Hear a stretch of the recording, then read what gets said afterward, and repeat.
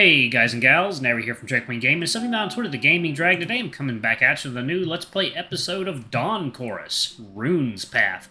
That's right, y'all, we are continuing on with Rune's Roots. Let's go ahead and jump right back into it, shall we? Alarm chain, you are up, and let's go! The guest house is brightly lit, glowing in this dark night with the promise of warmth. We make our way back to the terrace quickly, both already shivering. Thanks for the walk. It was nice to have a company. Huh. Is that Devon in the cafeteria? What is he doing? I glance at the cafeteria windows, and indeed the panther's standing in the back with his laptop in his paw. We could go back to the cafeteria and say hello. He was worried about you. Maybe it'd be good to show yourself before the end of the day. Worried? Why would he be? But yeah, let's go then. At least say goodnight. Rune! Devon turns to see us as soon as we open the door, putting the laptop back on the table. There you are. I was starting to get worried. Why worried? You weren't replying to any messages and I couldn't find you in your room. I didn't know how you'd react to the news. What news? About the student exchange? Ah, the exchange program! The deer slumps. Did he forget about it? With how out of it he was, it's possible. But I think he would have remembered it with how big of a deal it was for him. Right. Well, it did hurt. But I can't let it bring me down. It already happened. I need to slow down and take a rest first. Things just weren't going right for me lately, and I'm starting to think that maybe it's burnout. Good thing you noticed it yourself now. That's the first step to dealing with it. Devon looks at me, and our eyes meet for a moment. Looking over at the computer, he furrows his brow ever so slightly. Hey, Rune, you weren't at the film, right?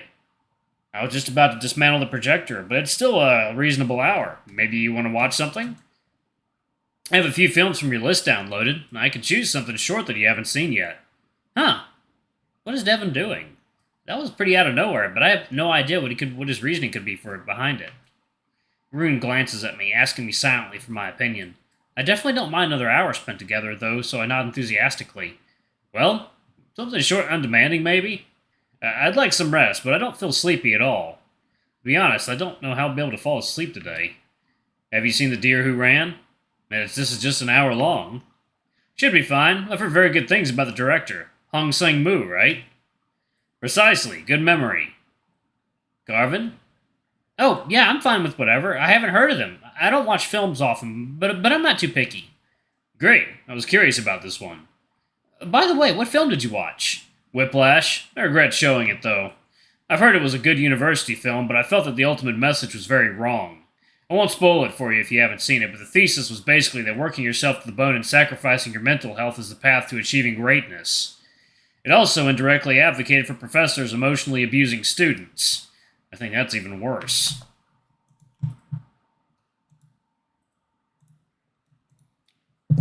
I think I'll have to have a little talk with the person who recommended it to me, especially considering that he also was a professor. Uh-oh. Was they watching fucking Silent Hill? Devon goes away, and not wasting any more time, starts the film. We make ourselves comfortable in a heap of blankets in the middle of the floor, while Devon hops onto one of the tables ahead of us. As the opening credits start, the panther turns around and winks at me. I blink twice, confused, before the gears in my head move and it finally clicks. Is Devon trying to bring us together? Maybe he somehow picked up on me having a crush on Rune. A wave of cold sweat runs down my back. I glance at Rune, but he's already focused on the film completely and notices nothing. If that's the case, I don't know what else the wink could have meant. I'll have to thank the panther later. Then Devon turns around again, and no one watches us anymore. Quiet music fills the room, coating the wooden walls like honey as the film opens with a shot of a garden, slowly zooming in. Understated and unassuming. It had a certain lightness and maybe even playfulness that I feel immediately attracted to. It's nice, watching a film here, just the three of us. I want to lean on Rune, but I don't know if I can. Maybe not now, maybe in the middle of the film. My mind starts coming up with sweet scenarios with the two of us, of Rune's paw holding mine or more, but I rein them in. It's way too soon after the trip. I bet he's still confused, and I don't want to take advantage. But maybe if he had initiated something. My attention is divided between the film, him, and the events that unfolded barely a few hours ago in his room. His scared face, erratic movements, the panic in his voice, and now his absolute calmness and the smile he had the whole time in the forest. Destruction and rebirth, a forest fire cleansing the earth, a few steps back to finally start going forward. The moon is bright today, shining through the clouds. It still seems to flicker, though not as strongly as when I was with Rune in his room. Why would it, though? I'd have to ask someone who knows more about astronomy. Maybe Laker, that professor who led the stargazing class the first day. I would bet on heated air floating upwards. It would produce enough heat outside this weather, though. Now Rune glances at Devon. He makes sure he can't see us and leans on me with a quiet sigh, the air he exhales tickling at my cheek. It isn't a kiss, but it feels precious and intimate, too. I raise my paw to rub the side of his snout fondly, and he in turn wraps an arm around me. The match is on fire. I hold the matchbox in my paw as it heats up, burning my fingers. Wings unwound, water flowing. 3 eyes, one open. There's no hiding. I'm inside the sun, burning up. I die one death and come back. The forest is ablaze. The woods burn down, but the fire rages on. Your paw is on my cheek, wiping away a stray tear. I lick it off, salty and bitter. Second, y'all. Water time. Alright, y'all, we are back. Let's go ahead and finish this episode off, shall we? The flames reach to the sky, embers twinkling with the stars. The last tree falls, and then it's over. He clings to you, heavy, collapsing into himself. He'll rebuild himself anew. He's sturdy, you know that well. But now he needs time, and now he needs friends. When everything collapses, he needs someone to rely on. No one is always strong. Even if the deer would rather think otherwise, he has to learn to be weak, too. Now his head is on your shoulder and your paw behind his ear, scratching fondly. And when you glance at him, his eyes are closed. It doesn't matter what you're watching, as long as you're doing it together. After fire comes the silence, and after silence, new life sprouts. Now, let the deer rest. As you lean your head against his and close your eyes, too, your breaths mingle and heartbeats slow down.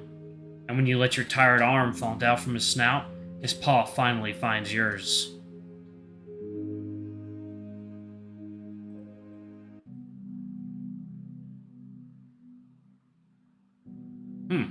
That is interesting. Fire. Everything's on fire. Flames lick at my arms, my chest, across my chest. Flames consume the fur on my tail. But there's no pain. There's only longing. The alarm blasts and I rise from the bed, my paws leading me to the window. The flames stretch towards the black nothingness above like paws reaching out. The whole guest house is burning, heat melting the snow around it. And I'm on fire. It's not a flickering flame. It's an all-consuming conflagration.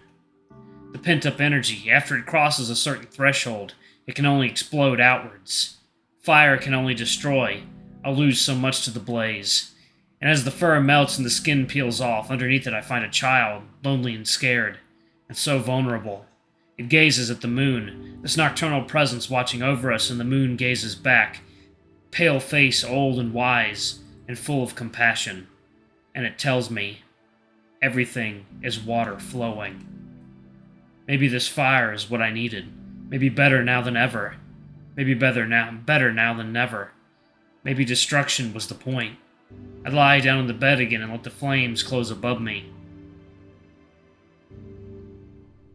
It's not the fire alarm. It's a phone alarm. I'm alive. Feeling.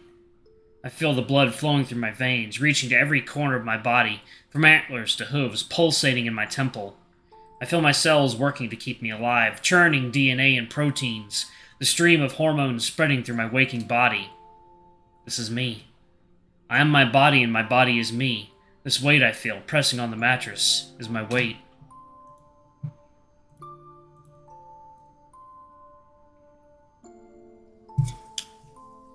I wonder if this is a Rune's dream. I move my fingers and they react instantly, nerves transporting electrical impulses through this miraculous, impossible machinery. The alarm turns off by itself. Must have been trying to wake me up for some time already. But this border, this blurry line between dream and day, I don't want to leave it yet. Not so soon. There's warmth here. Warmth like I don't remember. Like a paw stroking my head. Like a parent telling me I'm loved. Such a sweet feeling. With no hint of bitterness. Sunlight hits my eyes and pushes me firmly towards awakeness. And I find another warmth between my arms. Oh, it is. Carvine. He's soundly asleep, soft and snuggled up to me, face stuffed into my chest, head resting on my arm as if it was a pillow. His breath is steady, blowing through my fur, warming up my skin. I'm so glad he's here. I couldn't bear this night alone. Careful not to wake him up, I put my arm on his back and snuggle him back.